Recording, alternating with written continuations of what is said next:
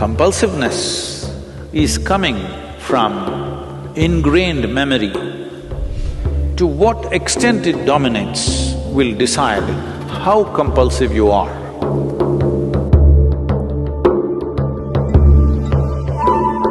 Don't try to counter it, don't try to forcefully beat it. What spiritual process means is to create an awareness, to become conscious in such a way that we override the memory.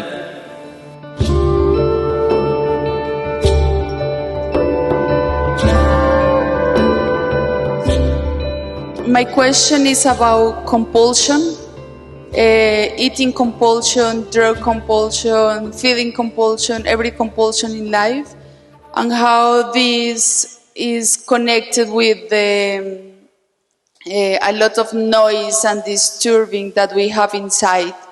How we express this noise inside through the compulsion to outside. See, what you call as compulsive is, generally, people only recognize compulsive physical behavior. Somebody is addicted to drink, somebody is addicted to something else, somebody compulsively is abusive or something else negative that they cannot avoid doing is considered compulsive. But we must look a little deeper. The very way we sit and stand, largely it's compulsive. Maybe if you're practicing Hatha Yoga, slowly how you sit, how you stand is becoming a conscious process.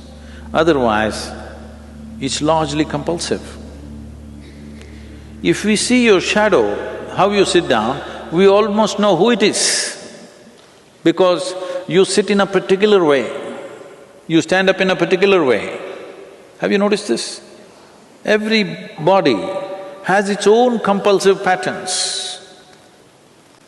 Compulsiveness is coming from ingrained memory. You can call it genetic, you can call it karmic, you can call it by many other names, but essentially, memory has taken over your life. What spiritual process means is to create an awareness, to become conscious in such a way that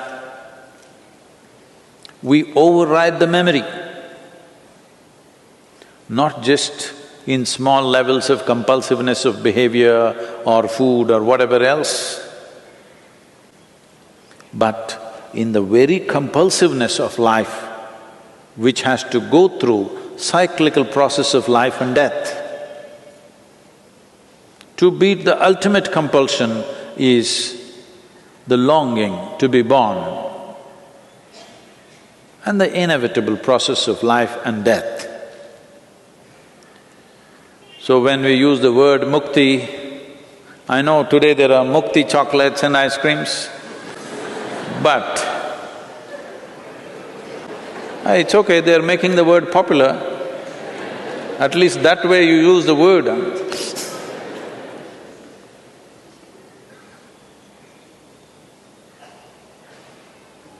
So, essentially compulsiveness means something is going cyclical.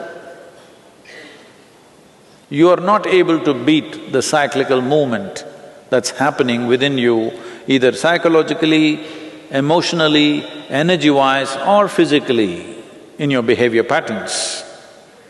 Maybe you are noticing only the behavioral patterns, the compulsive nature of your behavior.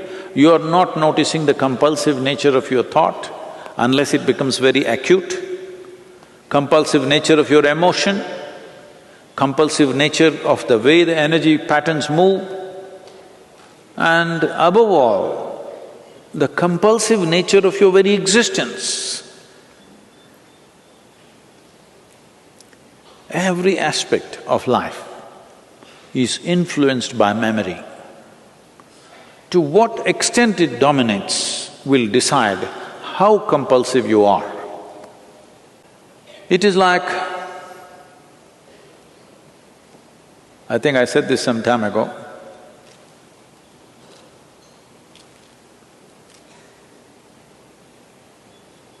Swami creeps upon me every day, but not compulsively. When on the headphones they hear my voice is little going like that, he's coming with a warm drink, which sometimes I drink and sometimes I don't. But you can make this a compulsive pattern. That is, every day at 12 o'clock, at 2 o'clock, warm drink. You need it, you don't need it. This is called developing good habits.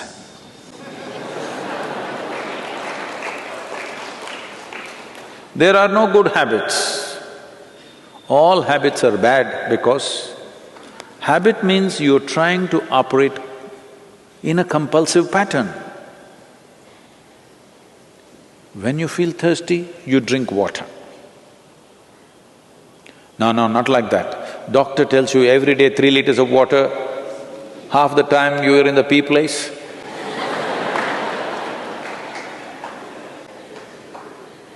No, doctor should not tell you when to drink water. You must be conscious when you need water. Something so simple. But no, it's all set. When it's all set, it looks like you're functioning efficiently. Yes, you are. Efficiency without a heart is no good, it's cruel. Adolf Hitler is very efficient, but inhuman. This is what will happen in everybody's life.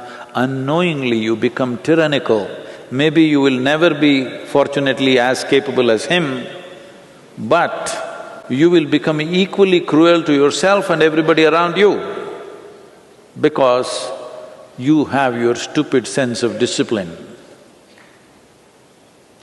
Now, but Sadhguru, if I don't wake up my children at 6 o'clock, they will wake up at noontime.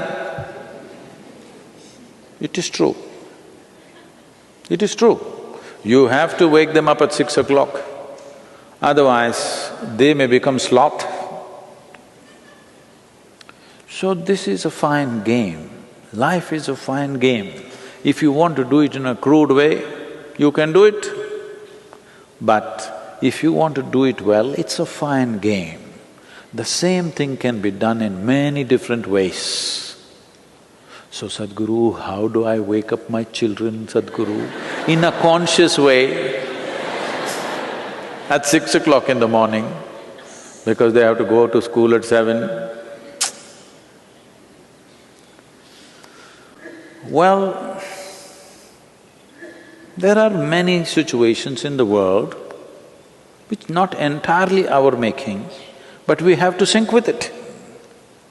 Otherwise, we will become disaligned with everything. We have to wake up the child to send him to school at 7. This happened. At 7 o'clock, not 6, a mother came for the 10th time since early morning and shook her son, "Wake up, you need to go to school." He said, "Mama, nobody likes me in school. The teachers don't like me. The rest of the staff don't like me. The bus drivers hate me. I don't want to go to school."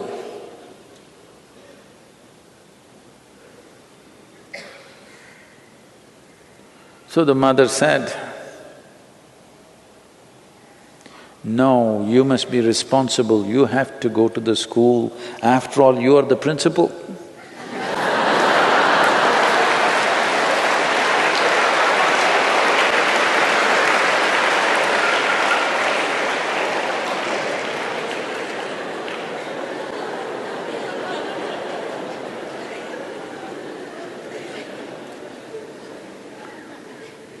to fulfill certain situations, we create certain patterns, but the pattern can be conscious pattern. It may be a rigid pattern, but a conscious pattern for a period of time to fulfill certain situations. But it need not become a part of our system. If you go with the rhythms of nature, naturally some things will happen in certain ways. Isn't that also compulsive? That every year in the month of June, monsoon should come. Is that not compulsive? It is. That is the nature that is the physical nature of the existence. It is by patterns, set patterns. Unfortunately, even the monsoons are becoming a bit conscious and not coming.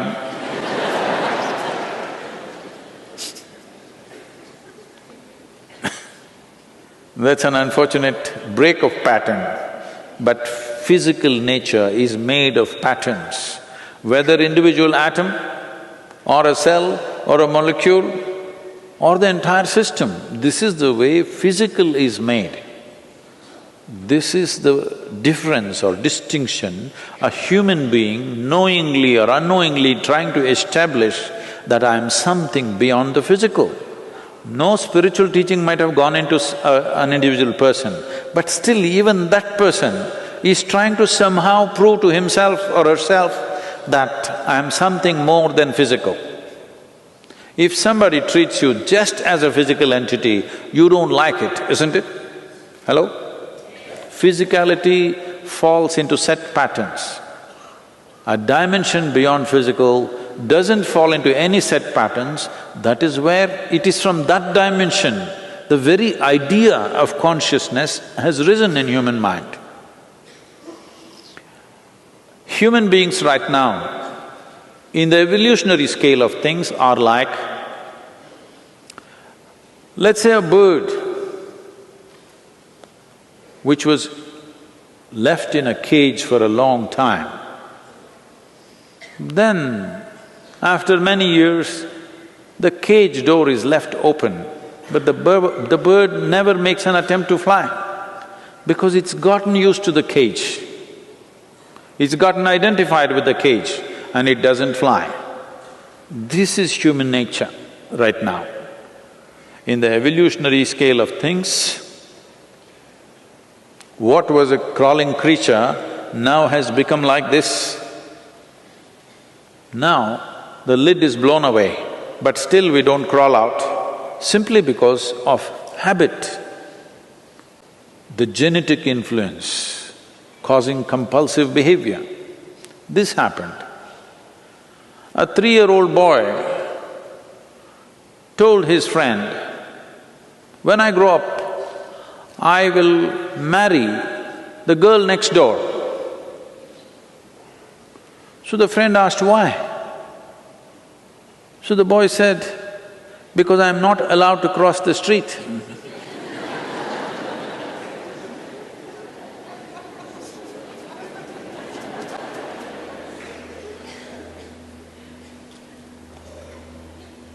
So, compulsiveness, don't try to counter it, don't try to forcefully beat it.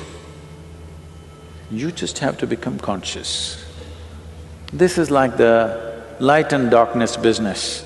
You don't fight with the darkness, that will be foolish. Compulsiveness is an expression of lack of consciousness.